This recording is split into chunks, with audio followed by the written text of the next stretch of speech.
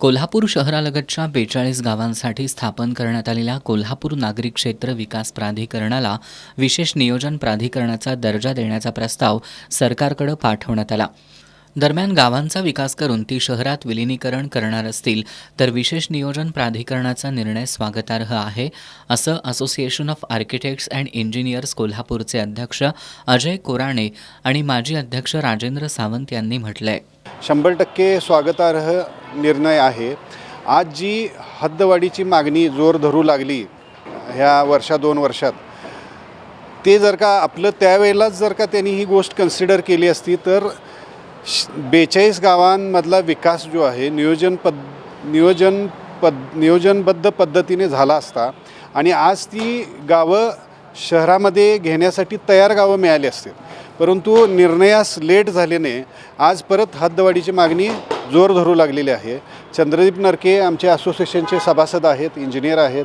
पालकमंत्र्यांनाही मी परवा वालावलकर हॉस्पिटलच्या काही कार्यक्रमाच्या निमित्तानं बोललो होतो की स्पेशल प्लॅनिंग अथॉरिटी म्हणजे विशेष नियोजनाचा दर्जा हा जोपर्यंत प्राधिकरणाला दिला जात नाही तोपर्यंत प्राधिकरणाचा विकास होणार नाही आणि हद्दवाढीची मागणी जोर धरणार.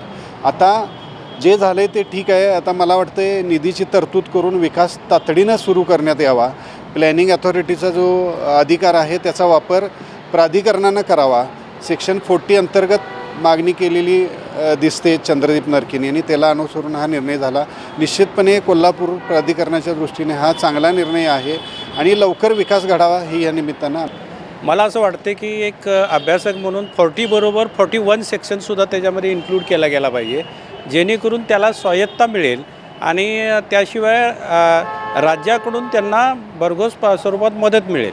याच्यामध्ये एक द्विधा मनस्थिती काय होऊ शकते जनतेची की आता हद्दवाढ होणार नाही तर ह्या अंतर्गत असलेली जे प्राधिकरण आहे, जे क्षेत्र विकास प्राधिकरण, हे प्राधिकरण कॉर्पोरेशन हद्दीतसुद्धा कामकाज करू शकतं. त्यामुळं हा संभ्रम होण्याची आवश्यकता नाही असं मला वाटतं. कारण उद्या जर का डेव्हलपमेंट झाली इतर गावांची आणि शहराशेजारील गावे जर विकसित झाली तर ती कॉर्पोरेशनच्या हद्दीमध्ये घेण्यास काही हरकत नाही.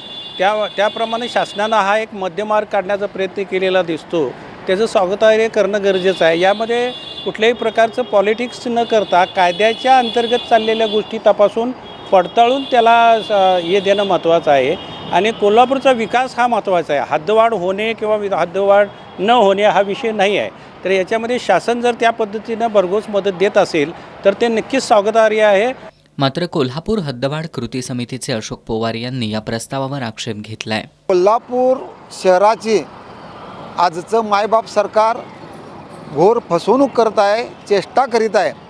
कोल्हापुरामध्ये येऊन वारंवार उपमुख्यमंत्री अजितदादा पवार असतील, एकनाथ शिंदे साहेब असतील आणि त्यांचे प्रमुख मुख्यमंत्री फडणवीस साहेब असतील, कोल्हापूरची हद्दवाढ 2 महिन्यात करतो, आत्ता करतो, पूर्वी करतो असं आम्हाला आश्वासन देत आहेत.